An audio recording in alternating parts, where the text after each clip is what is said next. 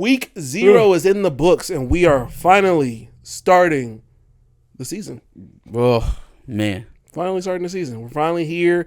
We don't have to talk so much about recruiting and let it dictate the entire episode. We're done with that shit. Oh, we are done. But, like, barring any, like, huge flips or anything like that, we are done with that shit. Put it back in the box until summertime. We got, 2 stories technically. Nope, don't give a shit. Don't give a shit. Once Utah starts kicking Florida's teeth in on Thursday, right? I'm out on recruiting. See you on National Signing Day. Or see you at one of the visits along our, second undefeated season in so many years. But, I'm done with recruiting. Put it in the box until next offseason. Well, you know what? To give you a favor, we will not start off today with a recruiting commitment. Great. We will start off with the self-imposed 3-game suspension for Jim Harbaugh from the Michigan Wolverines. Oh, darn.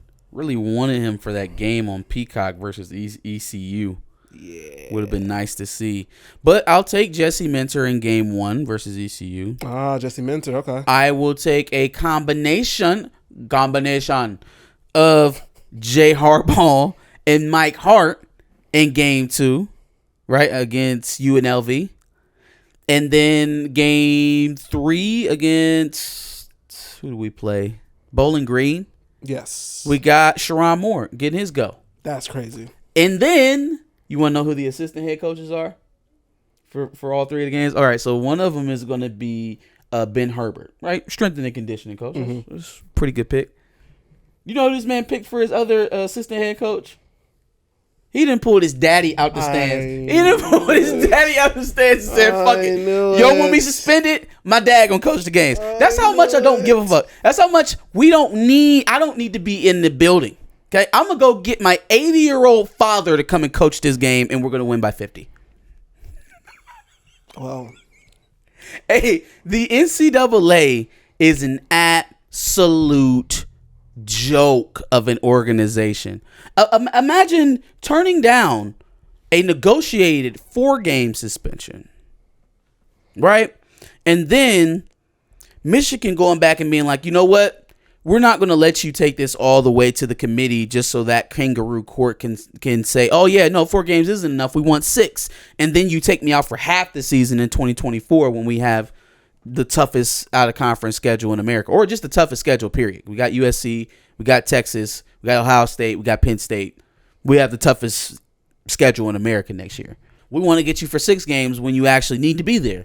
Okay, screw it. We'll take 3 games, 1 less than we actually offered you, and I'll turn it into a circus, and I'll just let all of my potential head coaching hires showcase themselves in the out-of-conference game, and just for shits and giggles, I'll put my dad on the sideline too. Since we're playing games over burgers and Zoom calls, let's play it up. Let's play. I'm down. Fuck it. Now, I don't think he was actually happy about getting suspended at all. Sure. But man, like, way to turn it into a positive. Yeah, I mean, he's got to get those coaches experience because he's going to be gone next year anyway. So even if he is, we have 1, 2, 3, 4 head coaching candidates right there on the roster. Doesn't bother me in the least bit. It's an audition for who's going to be head coach for Michigan after it. I mean, like, who wants to be Michigan's next head coach? I don't think Jay Harbaugh has a legitimate. Like, Jay would have to stay past the next head coach. Just for the feeling of like nepotism, and then for him to leapfrog Sharon or Jesse Minter or even Mike Hart would be nuts. That would be pretty crazy. But he is a hell of a recruiter, and he's coached just about every position in football, plus special teams. So he is definitely more than prepared to like coach a team at a macro level. I just don't know if he's ahead in line versus some of those other guys. Now, Jesse and Sharon is very interesting to me because those are the guys that are going to get whole games. Out of those two, if I had to guess, Sharon will probably be gone next year. Jesse will stay. This is only Jesse Minter's second year at Michigan. Mm-hmm. Second year at a a real Power 5 program. Sorry to Vanderbilt, but, just call it what it is. I think he maybe hangs on.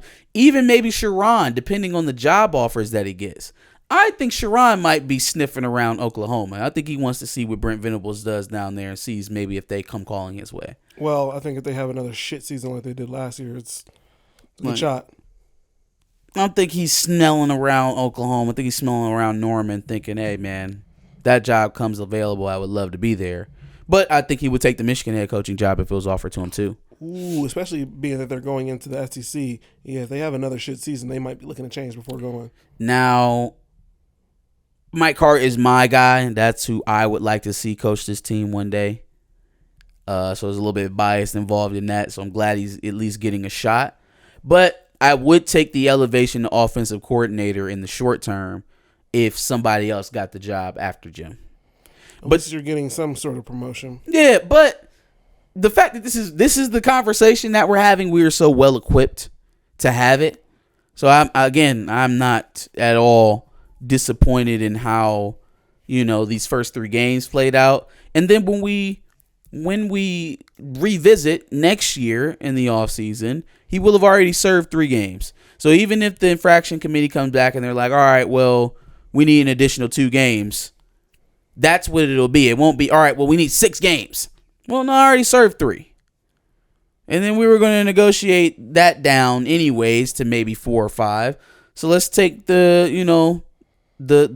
3 that you want remaining and maybe knock that down to 1, and I missed the home opener. But again, the fact that we're even still talking about this media narrative over it, it's not over a cheeseburger, it's because he lied. First of all, if you said that on your television show, podcast, commentary, wherever, let me ask you this. You get pulled into a police station and you are being interrogated for a crime, and they ask you whether or not you can corroborate a piece of evidence that would link you to said crime. Would you, at that moment, A, corroborate it and say, yeah, I did it? B, categorically denying it, giving a false statement? Or 3, I don't know. What would you do? Some of you out there have lawyers, family lawyers, What would your lawyer advise you to do in that instance? Your lawyer would absolutely tell you not to say anything. What the fuck? Like, it's crazy because this type of silly partisan way of assessing a authority versus subordinate type of situation is even permeated the media. It's like on one hand, they're making fun of the NCAA for being inept, but then they're validating their cause by saying, oh, but Jim Harbaugh lied. No, stupid. He said with anybody facing any type of legal repercussions or repercussions for their team would say in that instance, which is I don't recall, because the one thing you can't prove is whether or not I remember something. Even upon showing me a receipt for a burger that was purchased, I don't recall paying for it 2 years ago. Sorry. Can't help you there. And then you're fucked.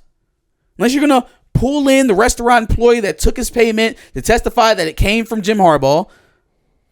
I don't believe that they would still have security footage from that time.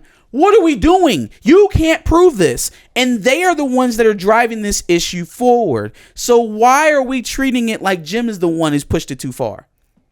Not acquiescing to a fool's request is not going too far. Or excuse me, is not whatever. It's not going too far. Well, especially when the burden of proof is on the investigating It's on them. party. Yeah. It's on them. Sure. So, yeah, I guess we'll just have fun on Peacock in Game 1 with Jesse Minter as our head coach. All right. Well, that was fun. Anyway, now let's talk about recruiting. Mm-hmm. Zaquan Patterson did not end up going to either Michigan or Ohio State. Or Florida State. I thought it was a Florida State. I was going to say, we weren't really in the If you listen to the insiders, he was Florida State. But, I mean, what I heard, Miami had fallen out of the race. They had fell behind Michigan and Florida State. So Auburn was getting more scuttlebutt than Miami was. But that race is very similar to the KJ Bolden situation. So about Ohio State for Michigan. Yeah, listen, man, I continue to wish bad things for the Miami program, but congratulations to Zaquan Patterson and his decision. I just really want somebody to break up that party because they don't deserve it. I guess if you were not even now, like I don't even think that they're the best team in Florida. Mm-hmm. Go to Florida State if you want a ball, man. You want to get paid and win 7 to 8 games a year. I guess Miami is your place to go. Yeah. And so it really makes me think a certain way about the caliber of player who would rather experience that as opposed to winning football games. I'm going to throw something here at you. Brett Gabbert, brother of Blaine Gabbert, plays for Miami of Ohio. Okay. And he has been quoted as saying that Miami of Ohio is the real Miami and that the Miami Hurricanes will see that on September 1st. Is this billboard material for what should be a warm-up game for the U, or should Mario Cristobal be afraid, especially since they both lost 7 times last year? Holy shit. Yeah, that's King Kong. That's King Kong sized balls right there, boy. you about to march into South Beach with Miami of Ohio and you talking like that? Yeah, bro. Okay, well, it's Brett Gabbert out here. I hope you can back it up. But see, I would tell him to, hey, maybe don't poke the bear. Except I watched them lose to Middle Tennessee State last year. So like I have no reason to definitively say, oh, Miami's really going to kick your teeth in now. I don't know if they're able to. Yeah. Right? They might beat you. They should probably beat Miami of Ohio. But will they beat the hell out of them? Will they make them pay for those words? I don't think so. I don't think so either. I don't think so. I don't think so either. Like, again, this is not for the kids, man. You offer a kid $50,000, $100,000 to come play on the beach.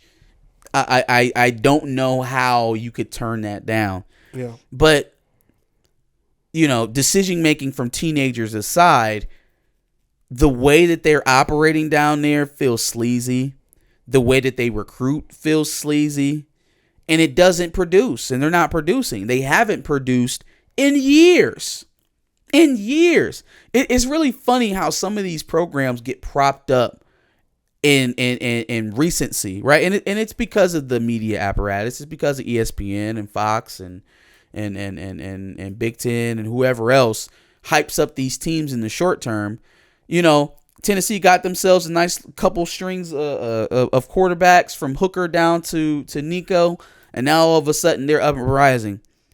Do you realize that Tennessee has not won the conference in 25 years? Yeah.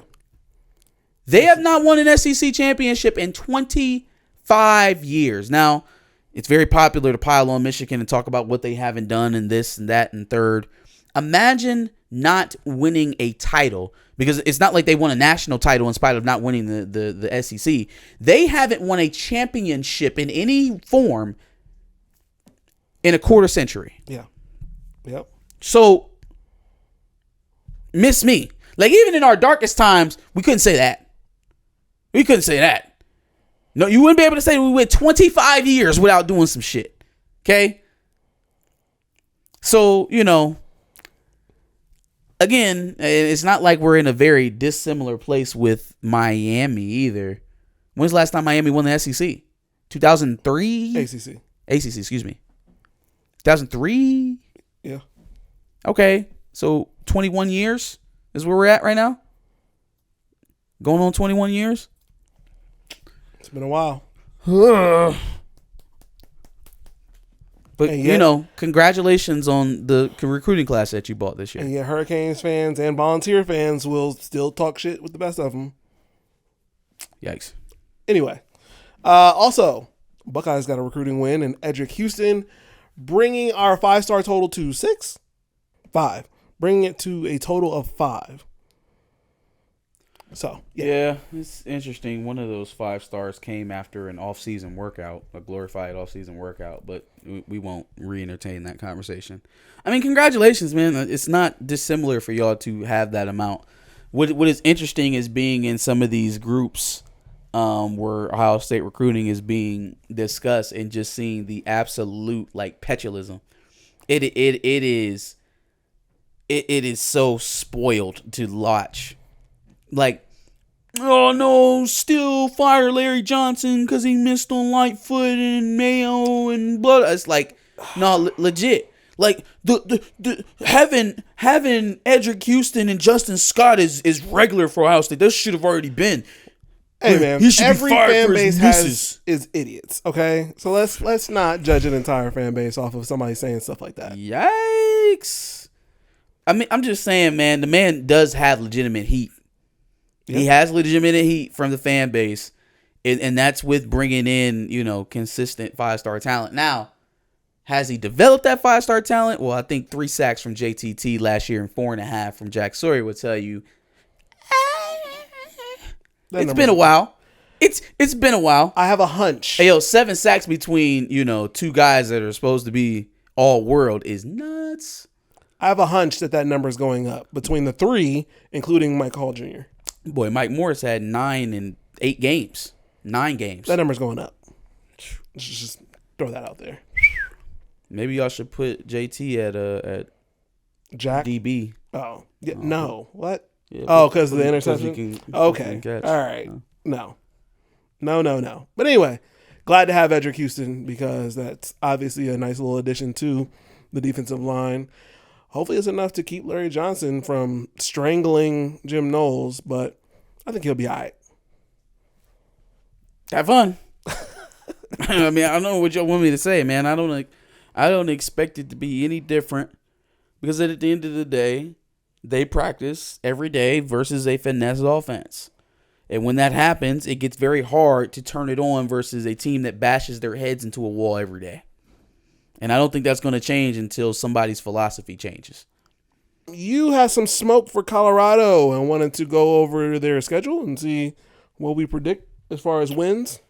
Yeah, I want to get a Colorado win prediction because, I mean, there's a lot of Colorado smoke. We got the new Nike cleats that's coming out, right? The new Prime cleats that they were talking about this weekend. Joel Klatt then captured Big Noon kickoff for Deion against the reigning Big 12 runner-ups TCU Horned Frogs. I for one think they're going to get ran off the map in that game, but I'm interested to see what people expect from this first season from Colorado. So we'll do one. Make sure you give us your win total predictions in the comments. Let us know what you think about Colorado. But go ahead and give me the schedule so I can count them up here. First game versus TCU. Loss. Next game, Nebraska. Loss. Colorado. Loss. Colorado State. Win.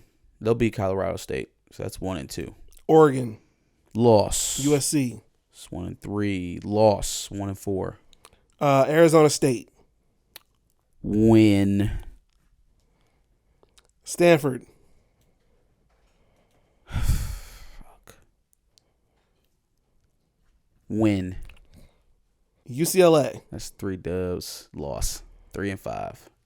Oregon State. Loss. 3 and 6. Arizona. Loss. 3 and 7. Washington State. Well, hold on. Let's take a look at Arizona again. That's kind of a pick 'em. That's a pick 'em for me. So is the game against Washington State. Both of those are pick 'ems to me. Okay. Both of those are pick 'ems to me. So that's somewhere in between 4 and 6 wins. And the last one was Utah. Loss. Loss. So that puts them somewhere in between 4 and 6 wins. The high end of it is 6 wins. If they get to 6 wins and go to a bowl game, y'all better watch the fuck out. Y'all better watch out. Because they're not even supposed to smell 6 wins. I don't have them winning 6 times. But if they can beat a Washington State, if they can steal one against Arizona, if they can make it tough and maybe steal one against Oregon State, like, they don't have to play Washington this year? No. Okay. I don't have them beating Washington State. And they will more than likely lose another one against either Arizona State. Did you have 2 wins, Arizona State and Stanford? No. I said, Arizona State and... You had Colorado State. I said they would beat Arizona State. Then I said they would beat Stanford. Yeah. Okay. And then the last one was between Arizona or Washington State. No, it had to have been another one. No, it was Washington State and Arizona. Was my two so winning pick-ems. both of them. Okay. Those were my pick-ems. I was like, I don't really know. Okay, so that's where 4 to 5 comes from. Okay. Yep. Yeah, no, I definitively have them losing to Washington State. I mean, I guess They were at least over 500 last year. if there's one thing I think they will be able to do, I think they'll be able to defend the pass. And that's Washington State's thing, right? They're a passing team, so Yeah. it's tough to call, man. I don't know. We'll see when we get there in the beginning of the season. If I gotta put a number on it, I'll get right there in the middle, and I'll say that they win 5 games this year. Either way, they're not winning 6. I say they're gonna win 5 and just barely miss a bowl game. They win 6. You should probably watch out for Colorado Agreed. because they're not supposed to get anywhere near 6. Agreed. Realistically, they're probably going to win 3 or 4 games. But I can see them playing above their level and beating some of those weaker Pac-12 teams. You know, your Arizonas, your Washington States, your Arizona States. But Nebraska? they can't stand up against the tougher teams like Oregon State or Utah. Nebraska, I think they're too big for Colorado.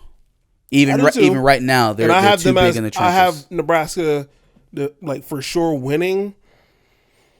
That's a team I feel like they can steal one against at the very least. They're too big. Nebraska's too big. Nebraska's going to be able to compete until they have to throw the football. Right? I don't believe in Jess Sims all that much, but when teams are able to force him to drop back and pass the ball, then, you know, that's where their problem is going to come. But I don't think Colorado's going to be able to do that because they can't match up in the trenches with Nebraska. Nebraska's not going to be able to pass at all because 2 good corners in Travis Hunter and is Cormani McClain starting? We'll see. We'll see, man. I don't buy it. I don't buy it. We'll see. Okay. So with that, week 0 has just finished, and I don't know if you want to talk about all the games because I'm sure neither one of us watched all of them. And usually we talk about the Big Ten games, but there were none. Shit, the high school games was better than some of the college games this weekend. Like Chaminade and St. Francis was probably one of the best games of the day. Michael Van Buren, Zaquan Patterson, your boy Chris Ewald with the one-handed pick. You want to talk about recruiting, right? No, we're done with the recruiting portion. The number 5 ranked corner in the 2025 class. No, we're done with that part. So, we can, I guess we'll miss on Bryce West and Aaron Scott because, we had Jair the Hill the cycle before, and then we got Chris Ewald the year after that. So it's like, we already got spots. It's all good. Y'all catch up, though. Have fun. Wow. Anyway. Okay. So, at the very least, I'm sure we got to talk about 2 games. And that's Notre Dame versus Navy, and what was it, San Jose State versus USC? Yeah, Notre Dame versus Navy. So they had your boy Hartman out there looking like Joe Montana. Yeah, and I'm actually really disappointed because I felt like maybe I just was too excited for football. I felt like, we're going to get a chance to see Notre Dame. This is great. And I guess maybe I just didn't realize it is against Navy, so maybe this isn't the best opportunity to see what Notre Dame's working with. I mean, we're talking about a team who runs the triple option, so that's not going to give you much as far as, like the spread offense that Ohio State runs. It's not going to be comparable at all. Mm-hmm. Then you've got the defense on Navy's side, which, I mean, they were, 30-something in total defense last year, and that was against the schedule that they had. The only good team they played last year was Notre Dame. So it's really tough. But I will give Sam Hartman props in the fact that he did look good. He looked all right. He looked good. He looked a lot better than Tyler Buckner. I will say this. This is what I will say. Sam Hartman is throwing the ball in Columbus last year. That game doesn't end 21-10. I'm not saying that you win the game. I'm saying there's a much closer fight than an 11-point victory in early on in the season. I'll give you that. You know what I find interesting about that is Sam Hartman, at least with Wake, was turnover heavy. Mm-hmm. Interceptions out the ass. And our DBs, at the very least, at least last year, weren't good. So there's plenty to be said about what you just said, and I think that's pretty true. Can the DBs this year step up, put some clamps on Notre Dame receivers who aren't really all that good? And, can the D-line get to Sam Hartman? Yeah, your problem isn't going to be the receivers. I agree there. Problem is that they got a couple running backs, and they like to run the ball. They like to tote the rock. So and I'll give you that, too. It is going to be very early on in the season. We're going to see what those off-season adjustments for run fits look like.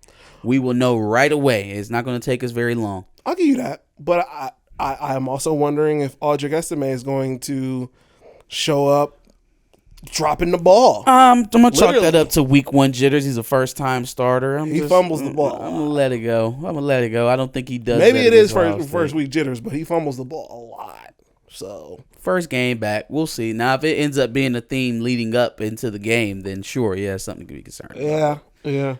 So I mean, we'll definitely see. Like I said, it wasn't a good game to really say Sam Hartman's the guy that Notre Dame's needed, and Notre Dame's going to go in and tear Ohio State apart. I will say teams that have to play the triple lap early in the season, it takes an immense amount of focus. Like it takes, you got to be very disciplined playing those offenses. And Notre Dame, they smothered them.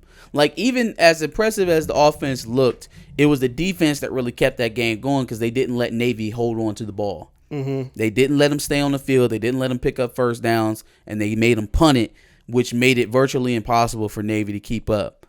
So if they're that type of defense versus a regular offense, that's going to really bode well for Notre Dame coming into this year.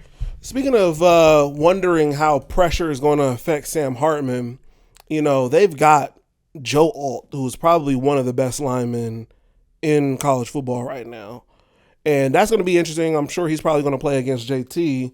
So I'm wondering if we're going to see Jack Sawyer step up in that game because that's what's going to need to happen at the very least. Joe Alt's not going to be able to block everybody, so somebody's going to have to show up.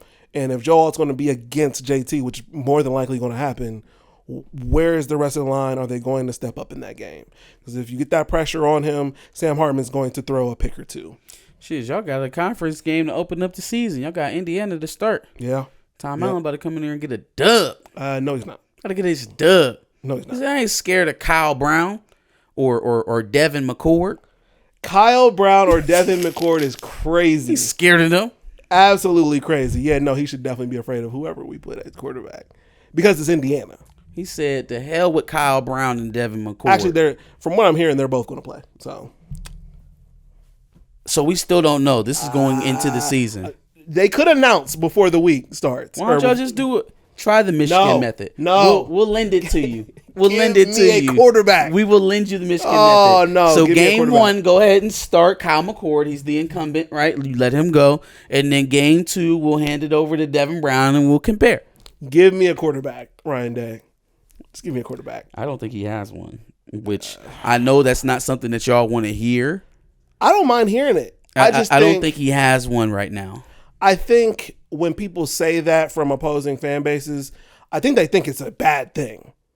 I think it's I got 2 really good guys, and I just don't know which one to pick. Yeah, but I don't think we'd be here if that was the case, man. I think a coach has to make a decision, and if both guys are adequate and can lead the offense, then you choose.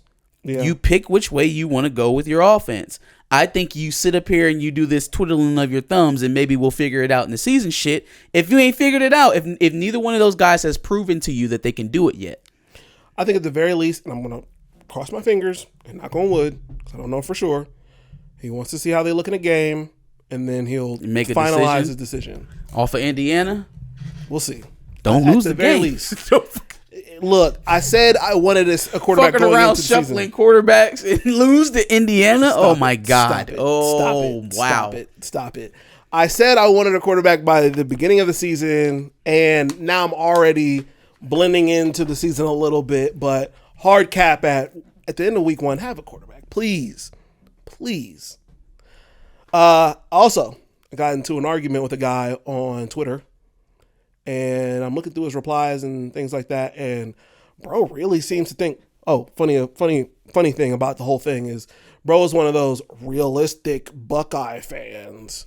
I hate that shit. I man. do too. I hate that shit. Like, oh yeah, I'm a realistic fan. No, that means you bend over in chat rooms. That's what that means. I hate that. That's what that means. That so much. You listen to the guys who ream your team out, and you sit there and say, "Oh, you're reasonable. Thank you so much for pissing in my mouth." Yes. Thank you so much. Literally told a guy in a Facebook group, bro, stand up, stop sucking Michigan and Georgia fan bases for a pat on the back. He's like, no, I'm a reasonable fan. I get in comments and talk about how sucky our recruiting is 24/7 because I'm reasonable. Like, I got told I was bullying a kid because I was like, bro, stop taking it from these Michigan fans and Georgia fans. Stand up. Stand the fuck up. Anyway, regardless, this guy's another one of those guys. And he thinks that Sam Hartman is going to be a top 10 pick. Okay, so let's see. Caleb Williams, Yes. Michael Penix, Drake May. You know, I think if I really hope it does not happen, Michigan wins a national championship, I was gonna say JJ potentially. JJ would go. But he's in the same boat as Hartman in that it's a prove it season. Sure. Right? If you're going to be that for type sure. of pick, it has to happen this season. Yes. Right? Even more so for Hartman since he's like 10 years older than JJ. But who else? Maybe Carson Beck if they go somewhere. Not over Hartman. I would give Hartman the edge there. Okay. All right, fair enough. Jaden Daniels. DJ Ungalele. I give Hartman the edge. Hartman didn't have the type of season that DJ had last year, even though I think that was mostly up to Dabo and his cousins. Okay. You said Jaden Daniels, Jordan Travis from FSU. Jordan Daniels or Hartman. And mind you, he said top 10 pick. We are talking about quarterbacks. Top pick. That's crazy. That's crazy. Damn, I'm the trying Marvin to get Harrison him into Jr. that conversation of maybe being a lottery pick quarterback, but man, Damn, the Marvin even Harrison Tua. Jr. I would take Tua over Sam Hartman. Talia. Excuse me. Yeah, baby Tua. Talia. Yeah. So damn all the Marvin Harrison Jr., the Blake Corum, the Yeah, there's no way in hell. There's no way in you know hell. what I mean? Like he would literally have to win the Heisman. He'd have to win the Heisman. And I that's don't not even gonna think happen. he's the highest rated quarterback in this draft. Not to mention he's like 30. So it's just not gonna happen. he's It's trying not to gonna happen. the second coming of Brandon Whedon. Yeah. Sam Hartman's good, but that's not gonna happen. He would have to very mature. And to be in the Heisman running, he would have to have less than 10 picks. I don't think that's going to happen. So the other game that we have to talk about, Oh, man. in week 0, it was track meet. San Jose State. Yeah. San Jose State versus USC, Track meet, baby. which at the half was only down to one score between the two, 21-14. Hey, Damani, first of all, I see they moved you to safety, Damani, because they need more playmakers in the secondary. They done moved you out of your position. You're not even playing corner no more. And you're getting cooked. Man, sad day when Damani Jackson is getting roasted. But hey, I mean, he's better than Will Johnson, right, Chris? Anyways, that defense looks absolutely atrocious. Yeah. It looks absolutely garbage. Yep. It doesn't look even the least bit better than it did. San Jose State. Like, you could have at least convinced me that you were paying attention to defense by shutting out San Jose State. Right. That's how you could have convinced me. Yeah. Okay, maybe they're paying a little bit more attention. I probably still wouldn't have believed it, but I would have given you a little bit more credence. You have gone into this year, meaning Lincoln Riley and Alex Grinch, the same way that you've gone into every year since you took over as a head coach. Yeah. The same exact way. I'm just going to try and score 100 points. Stop me if you can. And then someone does in a very embarrassing fashion. Yeah. And we all say, damn, that defensive coordinator sucks. They really should get better and they would have a good team. And then we come back the next offseason and do it all over again. It's literally been every year at Oklahoma and now the last 2 years here at USC. Every single time. Same problem. Yeah. Yeah, no, USC. Congratulations on scoring 56 points against San Jose State. And they You look absolutely good too. should. The offense looks amazing. You absolutely should. But when you turn around and you see the defense giving up 28 points, Ooh, drop the snap. Ooh, pick it up, fumble. Ooh, toss it like goddamn baseball. 50 yards down, pal. Ooh, 72-yard touchdown, longest of my career. And then right back down the field, San Jose goes. 28 points, bro. You realize when you get out of non-conference, there's other going to get offenses roasted. that are good. They are going to get absolutely manhandled on that side of the ball again. And it will be no excuse. There's no excuse. There's absolutely no excuse. It's the same guy. It's him. It's him, Garrett. Not Garrett. Why did I call him Garrett? Lincoln. Garrett is in Clemson. Yeah, man. I don't. Yeah. And look, man, you know I love to tell you I sold you so. I think since one of the first segments we ever did for this show, I was talking about how bad of a defensive coordinator Alex Grinch was. And how consistently roasted he will be as long as he's given an opportunity to have it. There isn't a offense that he hasn't enjoyed padding the stats for. Yes. There's just not one. That's a really good way of putting it.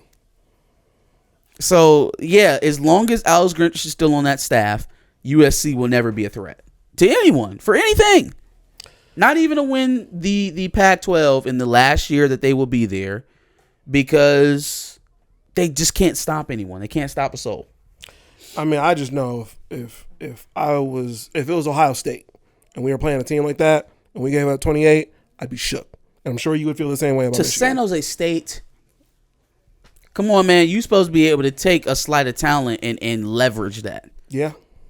You should not be in a dogfight in the fourth quarter with San Jose State in the opener.